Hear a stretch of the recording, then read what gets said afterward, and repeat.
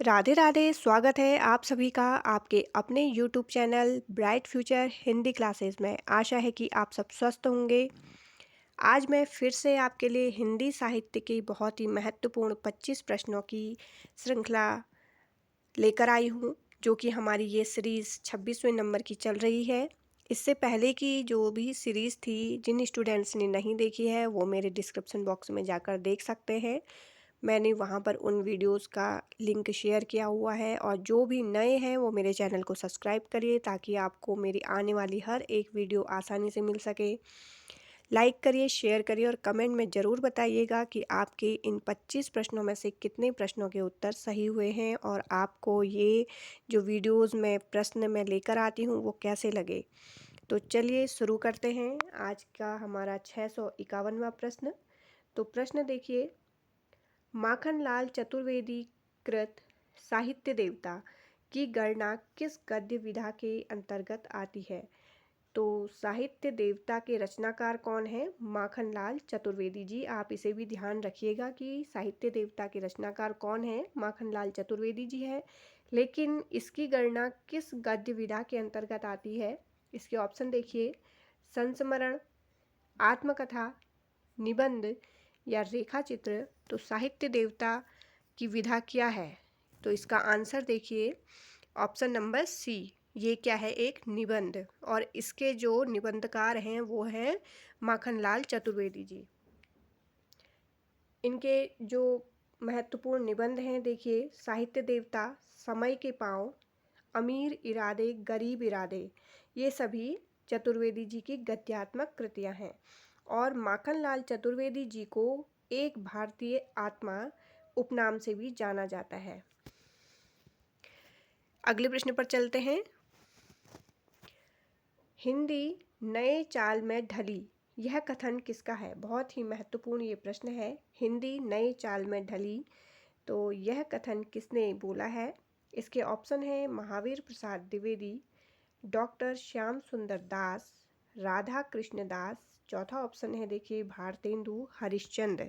तो ये कथन किसने कहा है? तो इसका आंसर है option number D, Bharatendu Harishchandra ji ने। हिंदी नए चाल में ढली, यह कथन भारतेंदु हरिश्चंद्र ने काल चक्र में कहा है। और काल चक्र जो कि इनका निबंध है, ये है 1873, इसका प्रकाशन वर्ष है। भारतेंदु हरिश्चंद्र जी का जो जन्म है 1850 ईस्वी में काशी में हुआ था। और इनके जो प्रमुख निबंध हैं देखिए, कश्मीर कुसुम, उदय पुरोदय, बादशाह दर्पण, जातीय संगीत, तदीय सर्वस्व, हिंदी भाषा, संगीत सार, नाटक, ये सभी भारतेंदु हरिश्चंद्र द्वारा रचित ये सभी निबंध हैं। और इन्होंने हिंदी नए चाल में ढली यह कथन किस में बोला है? काल चक्र में। अगला प्रश्न देखिए,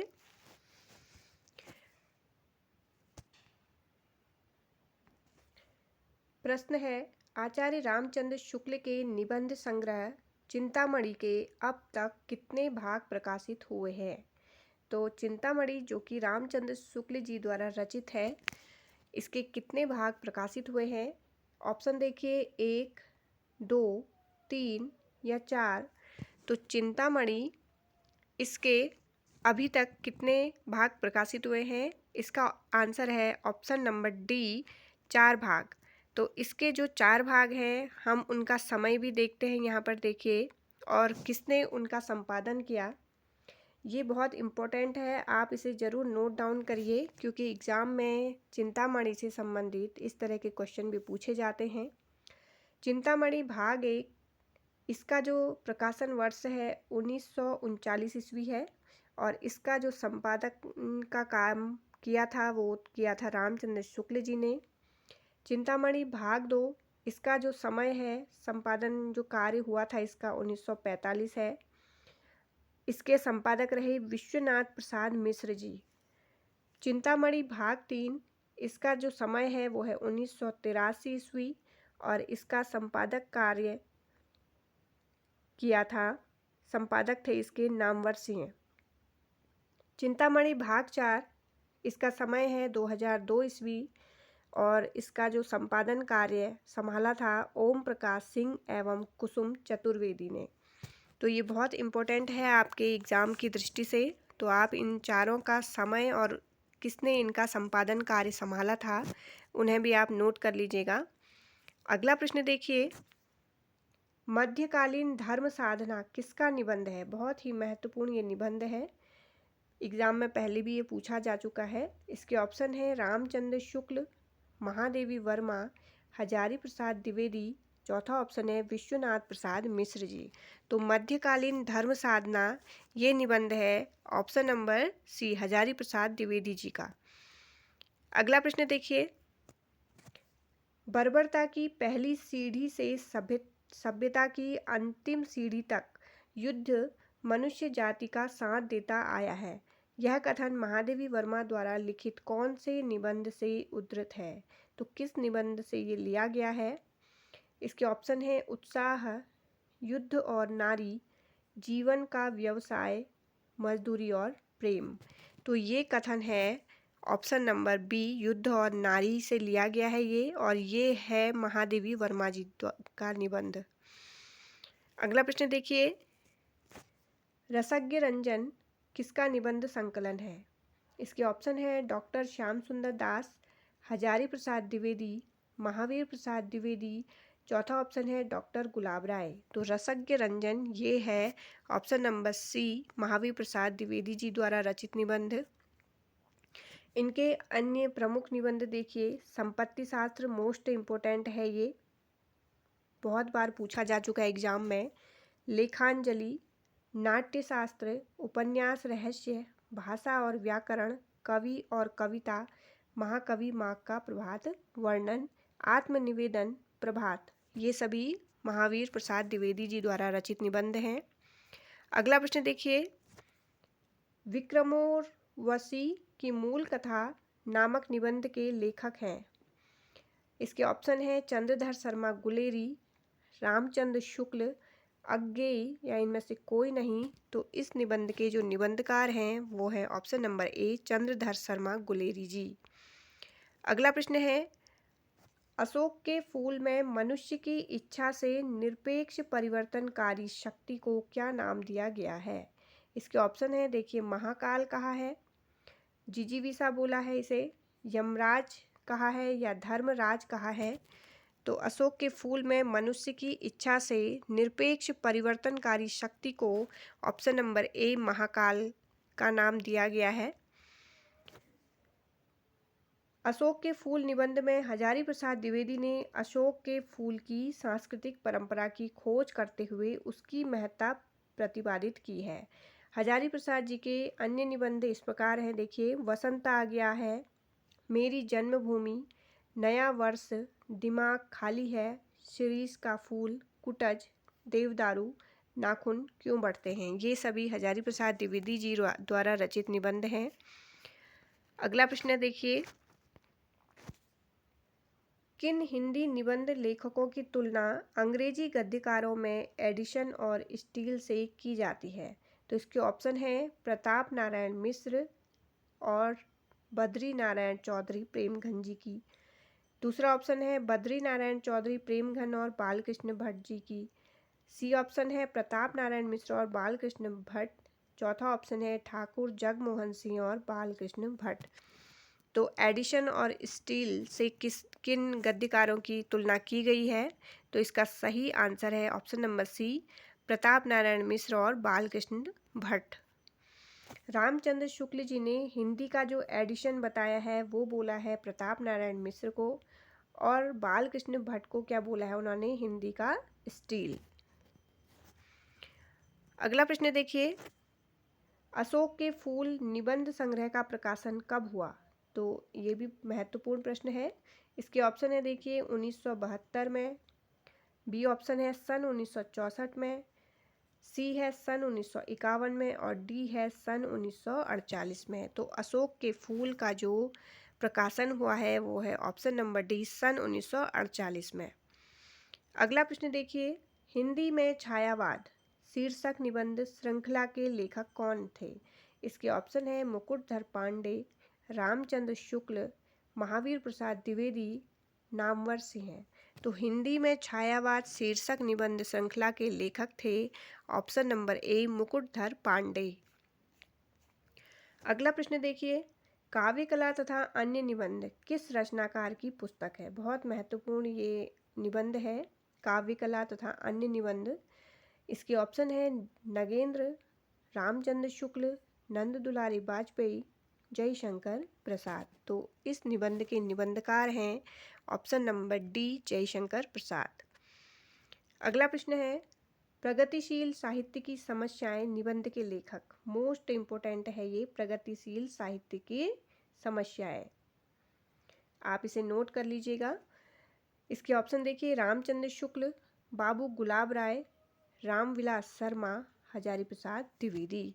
तो इस निबंध के लेखक हैं option number C Ramvilas Sharma. इनके अन्य निबंध देखिए, प्रगति और परंपरा, साहित्य और संस्कृति, विराम चिन्ह, परंपरा का मूल्यांकन, भाषा साहित्य और संस्कृति, लोक जीवन और साहित्य, भाषा युगबोध और कविता। ये सभी रामविलास शर्मा जी के प्रमुख निबंध हैं। इनमें से 2-3 तो निबंध एग्जाम में अक्सर पूछे ही जाते हैं। अगला प्रश्न देखिए, यमलोक की यात्रा निबंध के लेखक कौन है? इम्पोर्टेंट है ये भी। इसके ऑप्शन है प्रताप नारायण मिश्र, राधाचरण गोस्वामी, बद्री नारायण चौधरी प्रेमघन, बाल मुकुंद गुप्त। तो यमलोक की यात्रा इस निबंध के लेखक हैं option number B Radhacharan Goswami ji. अगला प्रश्न देखिए, नई कविता में मुक्त छंद निबंध के लेखक कौन है? ये सभी किसी न किसी एग्ज़ाम में पहले पूछे जा चुके हैं। जितने भी मैं प्रश्न आपके लिए डेली लाती हूँ, तो आप हर एक क्वेश्चन पर ध्यान दीजिएगा। इसके ऑप्शन देखिए, नई कविता में मुक्त छंद निबंध के लेखक नामवर से हैं लक्ष्मीकांत वर्मा, रामस्वरूप चतुर्वेदी, जगदीश गुप्त। तो इसका जो सही आंसर है वो है option number C Ramswaroop Chaturvedi. इनकी अन्य जो रचनाएं हैं, हिंदी नवलेखन, भाषा और संवेदना, अज्ञेय और आधुनिक रचना की समस्या, कामायनी का पुनर्मूल्यांकन। मोस्ट इम्पोर्टेंट है कामायनी का पुनर्मूल्यांकन। भाषा और संवेदना भी पूछी जाती है ये। मध्यकालीन हिंदी काव्य भाषा, हिंदी साहित्य की अधुनातन प्रवृत्तियाँ, प्रसाद निराला अज्ञेय। ये भी बहुत महत्वपूर्ण है, प्रसाद निराला अज्ञेय, कविता का पक्ष। ये सभी रामस्वरूप चतुर्वेदी जी की रचनाएं हैं। अगला प्रश्न देखिए, बात भौं मनोयोग शीर्षक निबंधों के लेखक कौन थे? तो इसके ऑप्शन है बाल मुकुंद गुप्त, बालकृष्ण भट्ट, प्रताप नारायण मिश्र। चौथा ऑप्शन देखिए भारतेंदु हरिश्चंद्र। तो बात भौं मनोयोग शीर्षक निबंधों के लेखक थे option number C Pratap Narayan Mishra ji. अगला प्रश्न है, सुलोचना निबंध संकलन है। इसके ऑप्शन है रामचंद्र शुक्ल, भारतेंदु हरिश्चंद्र, बालकृष्ण भट्ट, जैनेन्द्र कुमार। तो सुलोचना इस निबंध के जो संकलन करता है वो है option number B Bharatendu Harishchandra. अगला प्रश्न पर चलते हैं, कैदी की पत्नी। मोस्ट इम्पोर्टेंट है ये, बहुत ही ज़्यादा इम्पोर्टेंट ये क्वेश्चन है। कैदी की पत्नी कृति के लेखक। ऑप्शन देखिए, जैनेन्द्र कुमार, रामवृक्ष बेनीपुरी, धर्मवीर भारती, भारतेंदु हरिश्चंद्र। तो इसका जो सही आंसर है वो है option number B Rambriksh Benipuri. इनके अन्य देखिए, माटी की मूर्तें, पैरों में पंख बांधकर, पतितों के देश में, चिता के फूल, गेहूं और गुलाब, मशाल, वंदे वाणी विनायको, लाल तारा, मील के पत्थर, जंजीर की दीवारें तथा अम्बपाली। ये सभी रामवृक्ष बेनीपुरी जी की प्रमुख रचनाएं हैं। अगला प्रश्न देखिए, विष्णुकांत शास्त्री की प्रसिद्ध गद्य काव्य कृति का नाम है। ऑप्शन देखिए, पूजा, कुछ चंदन की कुछ कपूर की, शुभ्रा, दोपहरिया के फूल। तो इसमें से जो विष्णुकांत शास्त्री जी की प्रसिद्ध गद्य काव्य कृति है वो है ऑप्शन नंबर बी कुछ चंदन की कुछ कपूर की। अगला प्रश्न है, देखिए, वंदे वाणी विनायको निबंध संकलन के रचयिता कौन है? इसके ऑप्शन है विद्या निवास मिश्र, राम वृक्ष बेनीपुरी, गुलाब राय, प्रताप नारायण मिश्र। तो वंदे वाणी विनायक को इस निबंध के संकलन करता है ऑप्शन नंबर बी, राम वृक्ष बेनीपुरी जी। अगला प्रश्न देखिए, वट पीपल के लेखक कौन है? बहुत ही महत्वपूर्ण ये प्रश्न है, पहली एग्जाम में ही पूछा जा चुका है। एग्जाम जो भी आपके प्रवक्ता हो, चाहे एलटी का रहा हो, तो उसमें वट पीपल बहुत बार पूछा गया है ये प्रश्न। इसके ऑप्शन है हरिवंश राय बच्चन, निर्मल वर्मा, रामधारी सिंह दिनकर, राम कुमार वर्मा। तो इसका सही आंसर है option number C, Ramdhari Singh Dinkar ji की ये रचना है। इसके अलावा इनके देखिए, मिट्टी की ओर, अर्धनारीश्वर, रेती के फूल, बहुत महत्वपूर्ण है रेती के फूल, वेणुवन, उजली आग, साहित्यमुखी, ये सभी दिनकर जी के निबंध संग्रह रहे हैं। अगला प्रश्न देखिए, निर्मल वर्मा द्वारा रचित निबंधों का संग्रह नहीं है। इसके ऑप्शन है कला का जोखिम, शब्द और स्मृति, चिंतन मुद्रा, ढलान से उतरते हुए। तो जो निर्मल वर्मा का नहीं है इसमें से निबंध संग्रह, वो है ऑप्शन नंबर सी, चिंतन मुद्रा। ये किसका है? विष्णु कांत शास्त्री जी का ये निबंध है, न कि निर्मल वर्मा जी का। निर्मल वर्मा के अन्य निबंध देखिए, चीड़ों पर चांदनी, हर बारिश में, शब्द और स्मृति, कला का जोखिम, ढलान से उतरते हुए, शताब्दी के ढलते वर्षों में, दूसरे शब्दों में, अंत और आरंभ। ये सभी इनके हैं, ये निर्मल वर्मा जी की निबंध संग्रह हैं ये सभी। अगला प्रश्न देखिए, यथार्थवाद और छायावाद निबंध के रचयिता हैं। इसके ऑप्शन है जयशंकर प्रसाद, शांति प्रिय द्विवेदी, नंद दुलारे वाजपेयी, मुकुटधर पांडे। तो यथार्थवाद और छायावाद इस निबंध के रचयिता हैं ऑप्शन नंबर ए, जयशंकर प्रसाद। अगला प्रश्न है, पत्रकारिता के स्तर से निबंध शैली को विकसित करने वाले प्रमुख लेखक। इसके ऑप्शन है माखनलाल चतुर्वेदी, शिव पूजन सहाय, राम वृक्ष बेनीपुरी, चौथा ऑप्शन है गुलाब राय। तो पत्रकारिता के स्तर से निबंध शैली को किसने विकसित किया था? तो इसका आंसर है ऑप्शन नंबर सी, राम वृक्ष बेनीपुरी जी ने। अगला प्रश्न है, प्रसाद पंत और मैथिली शरण नामक निबंध संग्रह किसका है? बहुत ही महत्वपूर्ण है ये, बहुत बार पूछा जा चुका है एग्जाम में।